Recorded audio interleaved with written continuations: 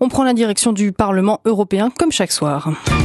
Ce vote important au Parlement européen est donc approuvé. Approvato. Proposals and amendments. Les eurodéputés se retrouvent pour des travaux en commission. Protection des consommateurs, environnement. Parlement.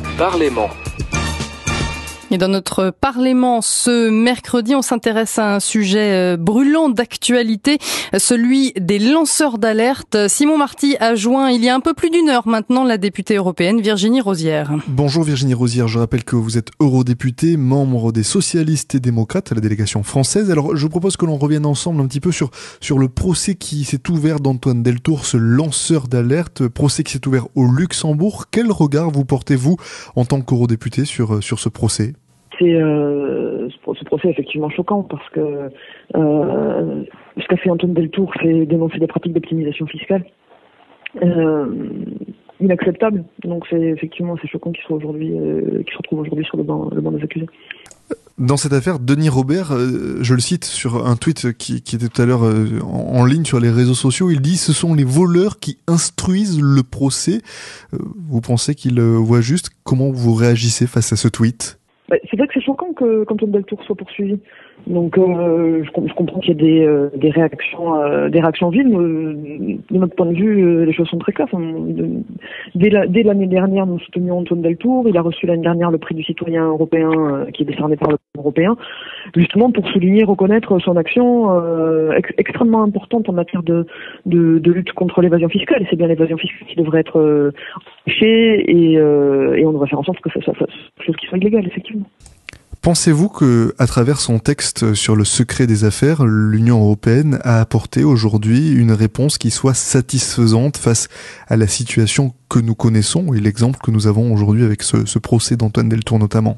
Je vais pas vous dire que tout est parfait, mais le Parlement européen s'est mobilisé sur ces questions dès le début de cette mandature, autour de plusieurs textes par plusieurs actions. Ça ne date pas d'aujourd'hui. Dès la révélation du scandale LuxLeaks, donc justement grâce à Antoine Deltour, nous avons créé une commission spéciale qui, dans ses recommandations, demandé à la Commission européenne de proposer un texte pour la protection des lanceurs d'alerte. C'est une demande que nous avons formulée dès le début des travaux de cette commission spéciale. Donc encore une fois, ça ne date pas d'aujourd'hui. Dans le même temps, justement pour lutter contre les mécanismes d'optimisation fiscale et les mettre en lumière, dans la commission des affaires juridiques dans laquelle je siège, nous avons le Parlement européen a ensuite voté en plénière l'obligation pour les multinationales de publier leur comptabilité pays par pays, justement pour qu'on puisse voir quel est le montant des impôts payés dans chaque pays de l'Union européenne. Ça, c'est une position qui a été prise par le Parlement européen l'année dernière, en 2015, mais sur laquelle la Commission européenne vient juste de faire ses propositions. Donc on ne veut pas dire que le Parlement européen est mobilisé. Et puis, je sais que c'est un texte qui fait polémique, mais ce que nous avons obtenu dans la directive secret des affaires, c'est pour la première fois une protection explicite pour les lanceurs d'alerte. Alors, je sais qu'il y a de grands débats pour savoir si cette protection est suffisante ou pas. À mon sens, elle est suffisante. C'est le maximum que nous avons pu obtenir dans ce texte, mais de toute façon, ce qu'il nous faut, c'est un texte général de protection des lanceurs d'alerte, ce qui est bien sûr ce qu'on ne peut pas faire au travers d'une directive qui porte sur le secret des affaires, mais qui doit être fait par un texte spécifique, encore une fois, que nous demandons depuis plusieurs mois à la Commission européenne. Donc le Parlement européen est mobilisé, il a été actif, il a pris les décisions qui sont de son ressort. Maintenant, sur beaucoup de ces sujets, la balle est dans le camp de la Commission européenne et nous continuons à mettre le maximum de pression sur la Commission européenne pour qu'on avance au plus vite sur ces questions. Oui, car rappelons-le, le Parlement européen n'a pas l'initiative des textes. Exactement. C'est la Commission européenne qui peut décider de mettre les travaux à l'ordre du jour du Parlement ou pas. Qu'est-ce qui fait, selon vous, aujourd'hui, Virginie Rozière, que la Commission européenne avance si lentement sur ces questions qui sont pourtant d'actualité? Moi, je pense que il y a effectivement un certain nombre de pressions. On a une majorité politique qui est au Parlement. Nous sommes dans la minorité. politique au Parlement européen.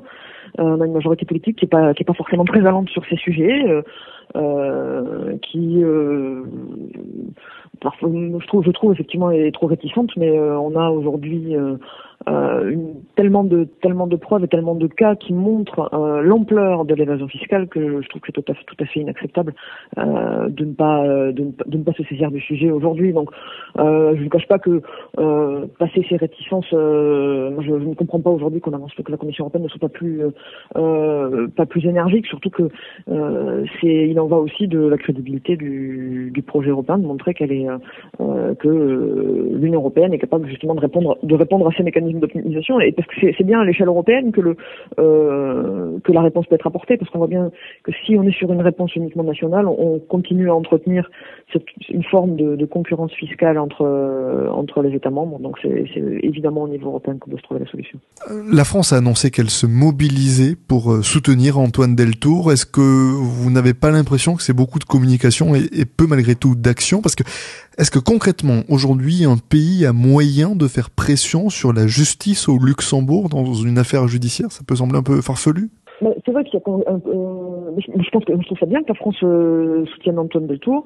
Je trouve ça aussi, je trouve que c'est une excellente chose que le gouvernement français, dans la loi Sapin, propose un mécanisme de protection des lanceurs d'alerte. Nous souhaitons nous inspirer pour des propositions européennes.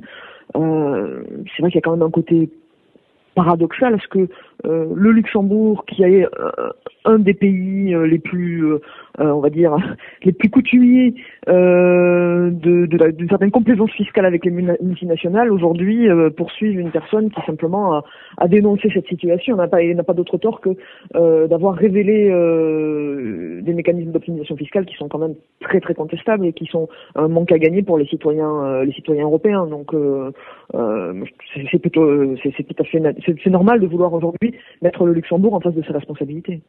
Pour terminer, Virginie Rosière, j'aimerais bien qu'on se concentre, si vous le voulez bien, sur l'après. Si on regarde ce que deviennent les lanceurs d'alerte après avoir poussé leur cri, c'est du chômage longue durée, un retour à la vie active qui est extrêmement difficile, voire dans certains cas complètement inexistant. Est-ce que vous pensez qu'un texte peut arriver à corriger ces aspects-là? Il y a effectivement la question d'après. Je sais qu'il y a certains pays qui prennent en charge les lanceurs d'alerte. La priorité, en tout cas, elle est de pouvoir les protéger pendant toute la période où entre le moment où ils révèlent où ils ont connaissance d'informations qui montrent qu'il y a des comportements contraires à l'intérêt général, et le moment où on arrive au terme de la procédure, parce qu'on voit bien qu'il y a énormément de pressions qui peuvent s'exercer, avec toutes les conséquences que vous soulignez et qui sont bien réelles. Hein. Les lanceurs d'alerte sont des personnes qui prennent des risques personnels très grands pour défendre l'intérêt général. C'est pour ça qu'on doit évidemment les protéger pour justement les protéger de ces pressions-là. C'est tout l'objet d'un texte spécifique sur les lanceurs d'alerte, qui aujourd'hui malheureusement n'existe pas au niveau européen, mais comme je vous dis, est en discussion en France, existe déjà dans certains pays de l'Union européenne.